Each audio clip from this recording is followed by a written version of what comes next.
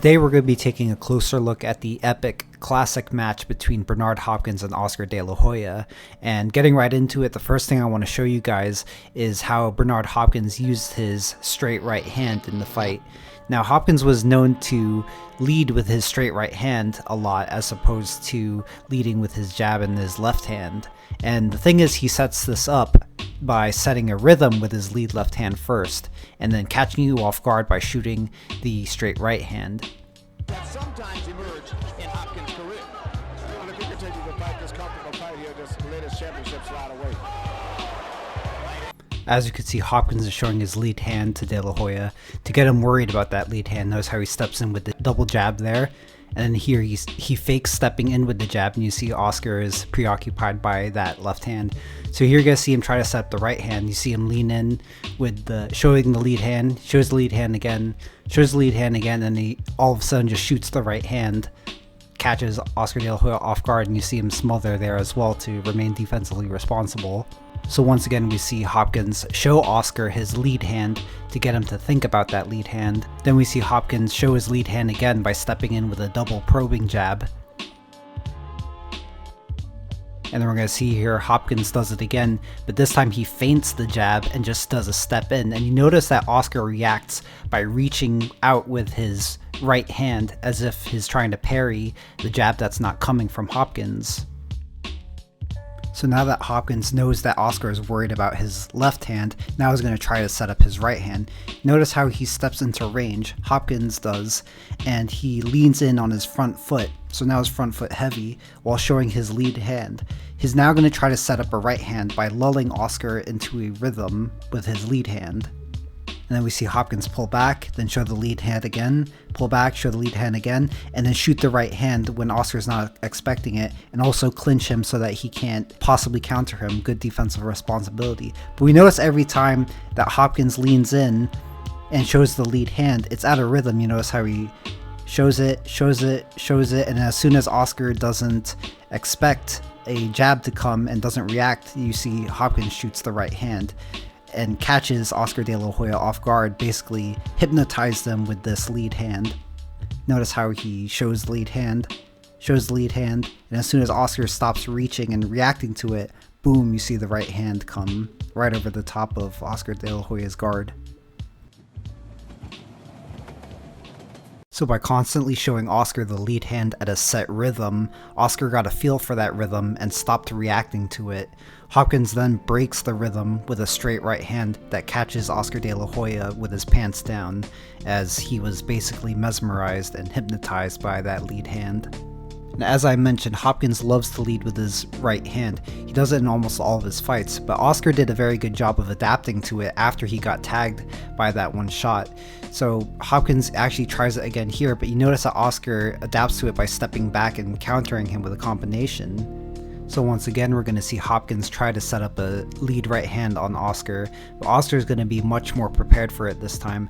Notice how he takes a slight step back so he's able to catch the right hand, make Hopkins reach for it a little bit. And even though he still gets a little bit caught by the right hand, he's able to create enough distance by stepping back to land a little bit of a combination. But Hopkins is so good at smothering after he throws the right hand that Oscar's not very effective with it.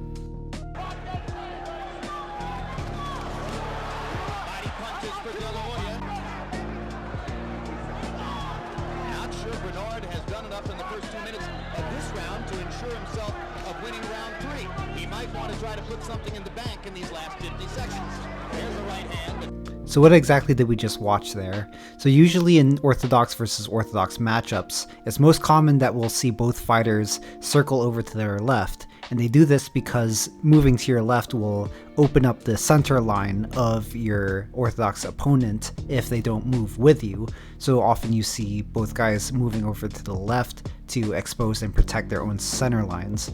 But Hopkins, as you see here, changes it up and he starts circling over to his right instead of to the left. And this is to change up his offense and hopefully set up something different. And so you see that Oscar also obliges and circles to his right to follow Hopkins, so now they're both circling over to the right. So as you see, both guys are starting to move over to their right, but you see that Hopkins was the one who initiated moving over to the right, so Oscar is essentially just following him in order to protect himself. And the thing about moving over to the right is that most orthodox fighters aren't comfortable moving over to the right. They're more comfortable moving over to the left, which is something that they do much more often. And so if you don't want to circle forever, basically, to the right, then eventually one of the fighters has to change direction, move over to the left to cut off the other fighter. So as you see, Hopkins is going to try to bait this out. So you notice that he hops over to his right in order to bait Oscar to actually cut him off and have Oscar move over to his left. And we're going to see what happens. So we see Hopkins changes direction just as Oscar steps over to his left to cut him off. And so by stepping over to his left as Oscar is moving in the opposite direction, this effectively exposes Oscar's center line for anything Hopkins can throw. And there you see Hopkins throw the right hand on the exposed center line of Oscar De La Hoya. Want to try to put something in the bank in these last 50 seconds. Here's the right hand. No one is landing nothing clean. And when we have a guy with fast hands, he creates more excitement with the crowd and with the judges. Hopkins misses again. De La Hoya gets a chance to land a little counter left hook. And as I mentioned, Oscar was able to adapt to the lead right hand of Hopkins by using distance. See here how he steps back when he sees Hopkins tries to set up the lead right hand and is able to counter him nicely. However, Oscar tries to do the same trick that Hopkins just did on him in the previous round to expose his center line, and I'm going to break this down a little bit more. So as you see, both guys are circling clockwise over to their left, per normal, like what orthodox fighters usually do. However, Oscar's going to try to expose Hopkins' center line the same way that Hopkins just did to him. Notice how Oscar steps over to his right. Oscar changes directions over to his right to try the same trick that Hopkins just did on him. Oscar wants Hopkins to cut him off, step over to his left, so that he could change directions to the left and expose Hopkins' center line, preferably with a right hand. So as you see, as Oscar steps over to his right, Hopkins steps over to his left to cut him off, and Oscar changes directions again to expose Hopkins' center line. But you see Hopkins notices this and pops him with a right hand because he realizes he's doing the same trick on him. Now, something I wanted to talk about is Bernard Hopkins' habit of smothering his opponent whenever he's in a compromised position, specifically after he throws a lead right hand like you see here, or when his opponents close the distance on him. Distance is your first line of defense after all, and he smothers his opponents to protect himself. So let's take a look at how Oscar De La Hoya found a way to counter this.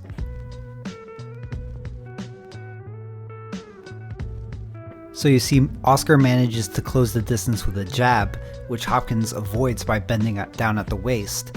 And you see, bending down at the waist is good for avoiding punches, but the downside of it is that you can't punch back or really do anything until you come back up into your stance and reset yourself. So Hopkins could really only try to smother Oscar here to protect himself. Knowing that Hopkins is going to try to smother him, Oscar catches Hopkins with a combination as Hopkins is stepping in to smother him. Oscar then steps back to give him enough room to continue punching, and Hopkins is now left a sitting duck in his guard. And you see Oscar's able to tee off on Hopkins' guard as he's coming in and is able to get away very nicely. And fast forward many years later, you see Sergey Kovalev did the same thing to Hopkins. He steps back as Hopkins tries to smother him, and he counters him coming in. Bernard Hopkins' straight right hand was an effective weapon against Oscar De La Hoya because the straight right hand is an effective counter against the left hook, which is Oscar's best punch. And so a straight punch will always reach its target before a looping punch. So Hopkins used this straight right hand to beat Oscar De La Hoya's left hook to the punch. Whenever he saw Oscar wind up or prepare the left hook, he would beat him to the punch with a straight right hand.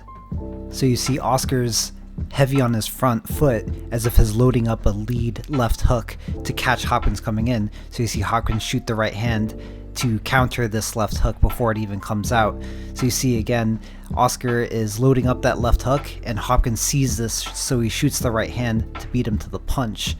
And while it may look like Hopkins is leading with his straight right hand, the fact of the matter is that he's actually timing it to counter Oscar De La Hoya's left hook before the left hook even comes out. You see, you can counter a punch before it happens. You just have to time it very well and see that your opponent is loading up for that shot. And the last technique I want to talk about is the seemingly basic technique of hooking off of the jab. This was so effective because the most common punch thrown after a jab is another jab. So the reason why hooking off the jab is so effective is because if your opponent sees one jab, usually when they see the lead hand coming again, it's very hard to tell if that lead hand is a jab or a hook. It's going to look like most likely a jab, since the jab is the most common punch to be thrown after another jab.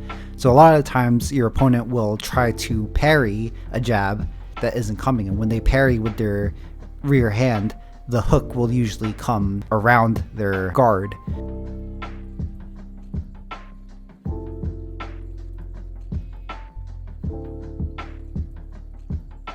Now, if you're able to hook off the jab, then you're already on your way to developing a potent offense.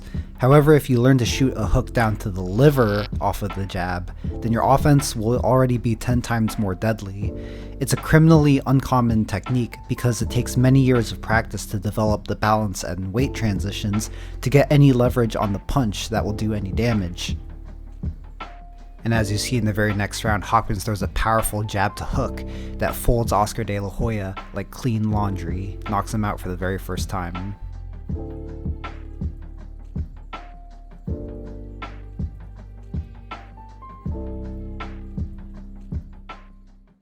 As always, thank you everybody for watching. If you liked what you saw and want to see more, please subscribe to my channel. And if you want to see me break down another fight, leave a comment on which fight you want to see me break down. I got this fight from a comment, so if it's something that interests me, then I'll go ahead and do it. I'll see you guys all next time.